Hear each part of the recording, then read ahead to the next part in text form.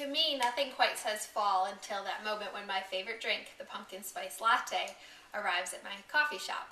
However, I've got a version that you can make at home that's going to save you about 100 calories and definitely some spare change. You don't have to have a fancy espresso machine to make it. All you need is a coffee machine and skim milk and a can of pumpkin.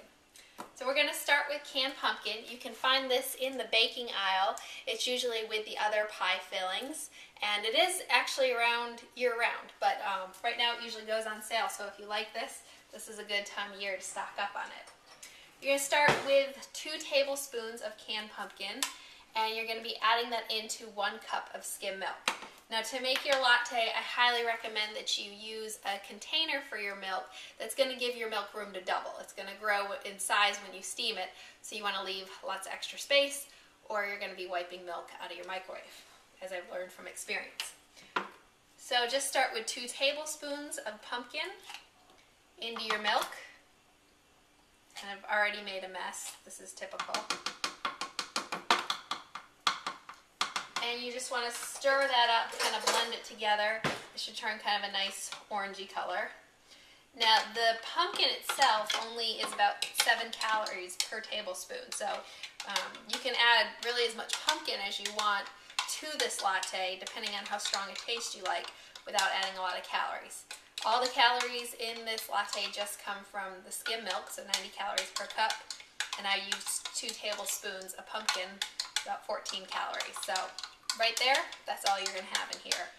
The rest is just going to be coffee and different spices. So get that stirred up real good. Get all the chunks out, and then it's going in your microwave to steam.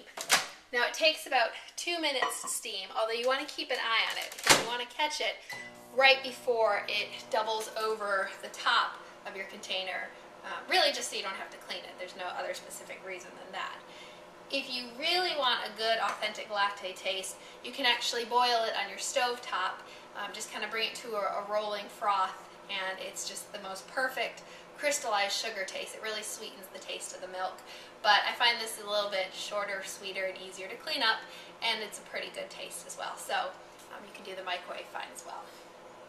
While that's in there, we're going to get the espresso part of our latte ready. You don't need an espresso machine to make a latte at home. You can actually really closely approximate the taste of espresso just by concentrating your coffee.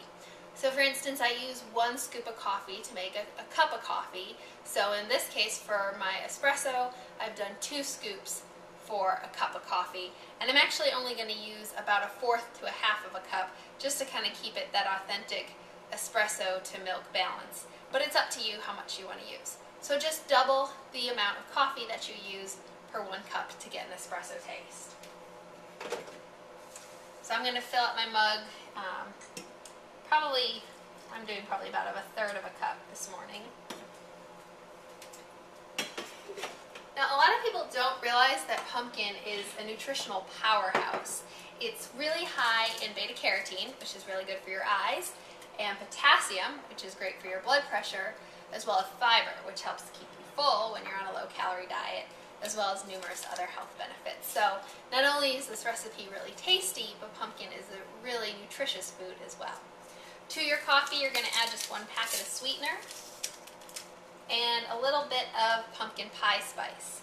If you don't have pumpkin pie spice, you can actually just use cinnamon and nutmeg, and that will be pretty much the same thing. Cinnamon, nutmeg, maybe a little bit of ginger if you want. This just kind of cuts out the middle step there. And then the last thing that you want to add to your espresso is some sugar-free vanilla syrup. You can buy this at, I found it in most of my grocery stores. If you have a World Market, they sell it there, as well as a number of different coffee shops. This isn't essential. If you have vanilla extract, you can use that as well. This is just a little bit sweeter, so it gives it sort of that sweet taste that most of the lattes have. And I just use the top of this. This is 1 teaspoon to measure in there. So that's all you need, just 1 teaspoon. And my milk is done. And it didn't boil over, so we're doing pretty good here. I'm going to give it 1 more quick stir. It smells like pumpkin already. And then the final step to make a latte is a hand foamer. And this, again, you can buy this at Target or Walmart. You can find it online. I actually found mine at IKEA. It's not a very expensive tool, but it does make your latte feel a little more authentic. Again, if you don't have one, you can completely skip this step. I've made lattes for years without a foamer, and my mom just recently bought me one, and I'm addicted to it. The reason why you'll see is you just hold it slightly underneath the top of the surface of the milk. And again, this is why you want your container bigger than the actual milk, because this part can make a mess. You get the nice foam going. That really does make this a little bit more special. And then because it's a latte, we can just pour it all together. If it was a cappuccino, we'd want to hold the foam off, but we're just going to blend it all together.